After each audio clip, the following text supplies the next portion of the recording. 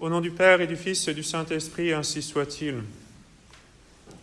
Le pape Saint Pie X, quand il est devenu souverain pontife, voyant l'état de la société, en 1903, disait ce qui suit.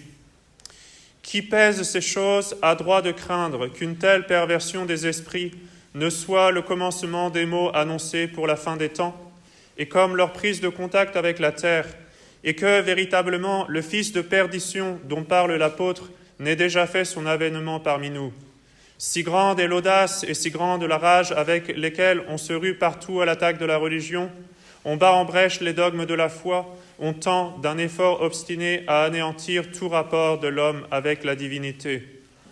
En revanche, et c'est là au dire du même apôtre le caractère propre de l'Antéchrist, l'homme, avec une témérité sans nom, a usurpé la place du Créateur en s'élevant au-dessus de tout ce qui porte le nom de Dieu. À la messe aujourd'hui, notre Seigneur nous annonce la fin des temps et un certain nombre de signes avant-coureurs de la fin des temps. Alors, pour commencer, je suis obligé de donner une note de prudence, parce que malheureusement, c'est un domaine un petit peu délicat où beaucoup de gens manquent de prudence. Beaucoup de catholiques, même, manquent de prudence dans ce domaine et font circuler toutes sortes de choses. Alors, parfois, ce sont des révélations privées très douteuses, ou même parfois condamnées, ou des livres à l'index. Parfois, ça arrive. Alors, soyez très prudents dans ce domaine. Bien sûr, si une révélation privée a été condamnée, on la rejette. Si un livre a été mis à l'index, on le rejette, et même pas à se poser la question.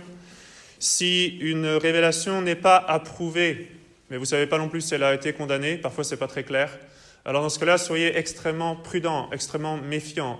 L'Église interdit de publier des révélations privées qui ne sont pas approuvées sans l'approbation de l'autorité ecclésiastique. Alors vous me direz, oui, il n'y a personne aujourd'hui. Raison de plus pour être prudent, parce qu'il n'y a pas de magistère de l'Église pour nous guider avec sécurité. Il faut apprendre à vivre de foi et il faut faire attention à ne pas tomber dans une curiosité malsaine qui peut nous mener à vouloir tout savoir et du coup à tomber dans des choses très douteuses. Donc, si vous avez une révélation privée, par exemple, qui vous dit que l'œcuménisme c'est très bien et que toutes les religions se valent, vous savez ce qu'il faut en faire. Poubelle. C'est fini. D'un autre côté, la vertu est dans un juste milieu. D'un autre côté, il y a des choses concernant la fin des temps que notre Seigneur nous a dit dans l'Évangile, et qui sont justement de foi, et que la Sainte Église, dans une certaine mesure, nous a enseigné, et que les pères de l'Église et les docteurs de l'Église ont commenté. Et donc, je voudrais aujourd'hui vous donner une explication saine sur la question de l'Antéchrist. Je n'ai pas la prétention de faire le tour de la question, mais seulement de vous donner, disons, quelques principes, au moins l'essentiel, en suivant des pères de l'Église ou des docteurs de l'Église, ou au moins des auteurs dont l'interprétation est autorisée, est approuvée. Alors pour commencer, on commence avec le catéchisme du Concile de Trente, pour poser les bases. Ce catéchisme de l'Église nous dit simplement « Trois principaux signes, nous dit la Sainte Écriture, doivent précéder le jugement général.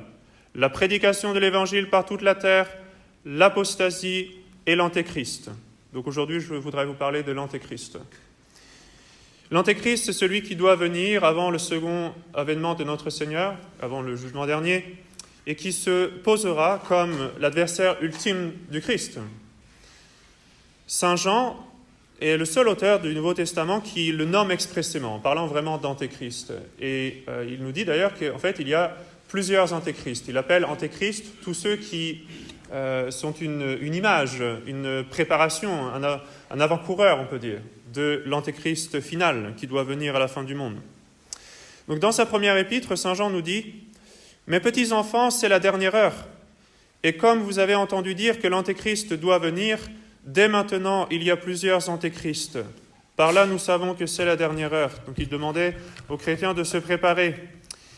Il dit encore « Qui est menteur si ce n'est celui qui nie que Jésus est le Christ ? Celui-là est l'Antéchrist qui nie le Père et le Fils. » Et Saint Jean, dans sa deuxième épître, dit encore « Car de nombreux séducteurs se sont répandus dans le monde qui ne confessent point Jésus-Christ venu en chair. Un tel homme est un séducteur et un antéchrist. » L'apôtre saint Paul nous donne des détails beaucoup plus précis sur l'Antéchrist et sur son rôle. Il le dit dans son épître, la deuxième épître aux Thessaloniciens. Visiblement, les Thessaloniciens pensaient que le jugement dernier, que la fin du monde était imminente, et alors saint Paul leur dit non, il doit d'abord y avoir l'apostasie et il doit y avoir l'Antéchrist. Donc voici ce que saint Paul écrivait aux Thessaloniciens.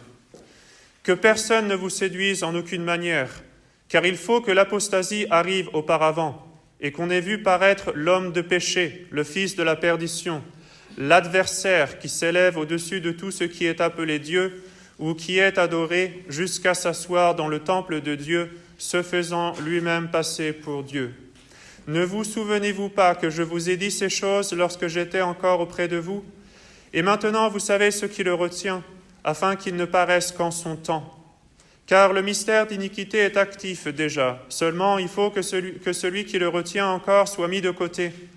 Et alors se manifestera cet impie que le Seigneur Jésus tuera par le souffle de sa bouche et qu'il détruira par l'éclat de son avènement.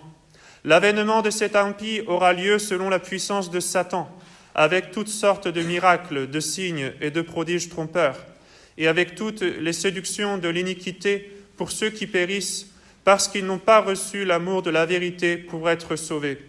C'est pourquoi Dieu leur enverra une puissance d'égarement pour qu'ils croient au mensonge, afin que tous ceux qui n'auront pas cru à la vérité, mais qui auront consenti à l'iniquité, soient condamnés. Il y a d'autres passages de la Sainte Écriture qui parlent ou qui font au moins allusion à l'Antéchrist, mais ce passage est certainement le plus clair et le plus explicite.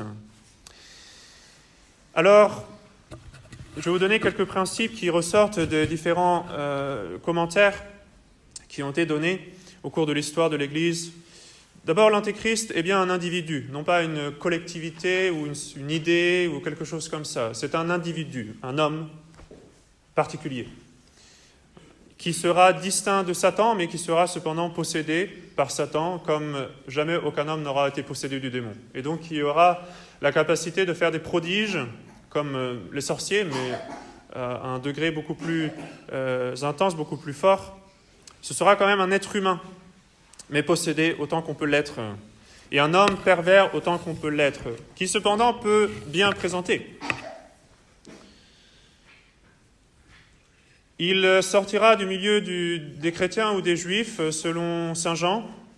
Si on suit la prophétie de Jacob qui a été donnée à Dan, par exemple, de la Genèse, il semble qu'il doit venir de la tribu de Dan.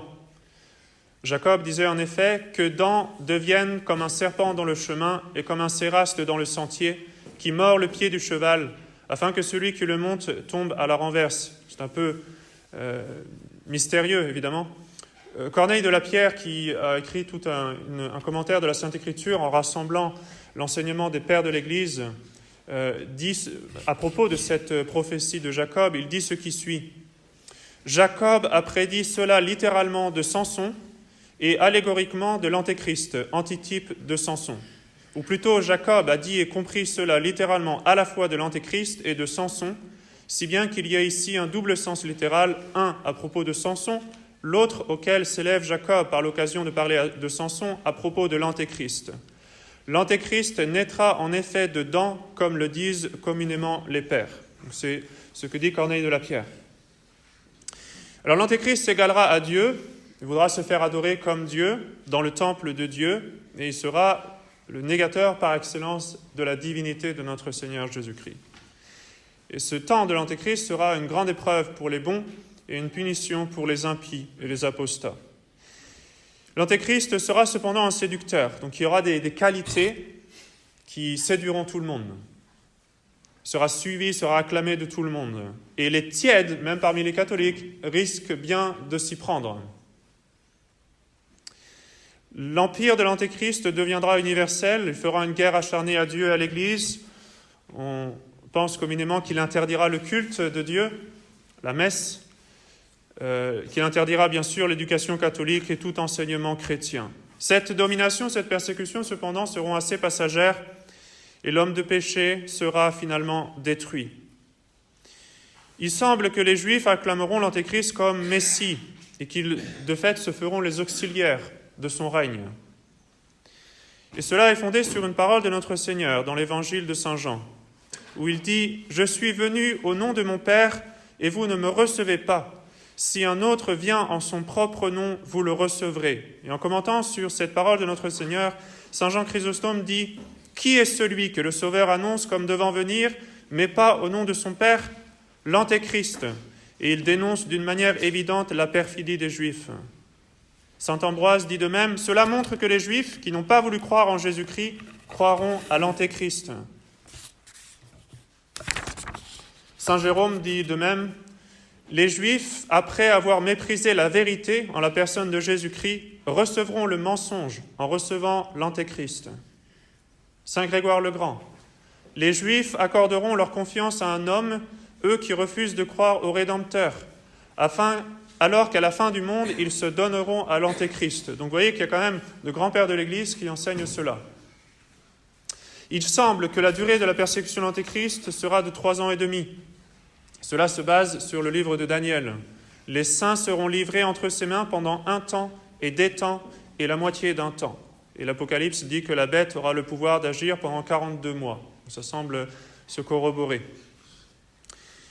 Certains pensent, comme saint Irénée par exemple, que l'Antéchrist rétablira Jérusalem, qu'il reconstruira le temple de Jérusalem, au moins en partie, et qu'il s'y fera adorer. D'autres pensent qu'au contraire, il ne s'agit pas du temple de Jérusalem, mais plutôt que l'Antéchrist se fera adorer dans l'Église, peut-être à Saint-Pierre, peut-être à Rome. Saint Augustin, lui, a jugé la question indécise. Voici ce qu'il dit dans le livre de la Cité de Dieu. Quel est le temple de Dieu où l'Antéchrist doit s'asseoir ? Sera-ce sur les ruines du temple que Salomon avait fait bâtir ? Sera-ce dans l'Église de Dieu ? Cela est incertain. Voilà ce que pense saint Augustin. On dit communément qu'il mettra à mort Enoch et Élie. Ce sont les 2 témoins qui sont mentionnés dans l'Apocalypse. Ils ne sont pas nommés cependant dans l'Apocalypse, mais on pense communément que ce sera eux. Quant à l'obstacle qui est mentionné par saint Paul, vous savez, mentionne cet obstacle qui empêche l'Antéchrist de venir. Là aussi, il y a tout un certain nombre d'interprétations. Saint Thomas d'Aquin dit qu'il s'agit de l'union et la soumission à l'Église romaine, siège et centre de la foi catholique. C'est pour ça qu'avant l'Antéchrist doit arriver l'apostasie générale, c'est-à-dire un abandon universel de la foi catholique. Et dans ce système, dans cette interprétation, celui qui tient, du coup, c'est le pape, c'est la papauté. Et du coup, si vous enlevez la papauté, temporairement bien sûr, si vous enlevez la papauté, vous permettez à l'Antéchrist de venir. Si on suit cette interprétation possible-là. À la fin de son règne, en 1903, le pape Léon XIII disait « Voici notre dernière leçon. Recevez-la et gravez-la tous dans vos esprits. C'est l'ordre de Dieu qu'il ne faut chercher le salut que dans l'Église, qu'il ne faut chercher l'instrument du salut vraiment fort et toujours utile que dans le pontificat romain. » Dans le pape, autrement dit, dans la papauté. Et donc, si on enlève cet obstacle, alors l'Église est dans une position de faiblesse. L'évangile de la messe aujourd'hui nous rapporte un certain nombre d'enseignements intéressants également.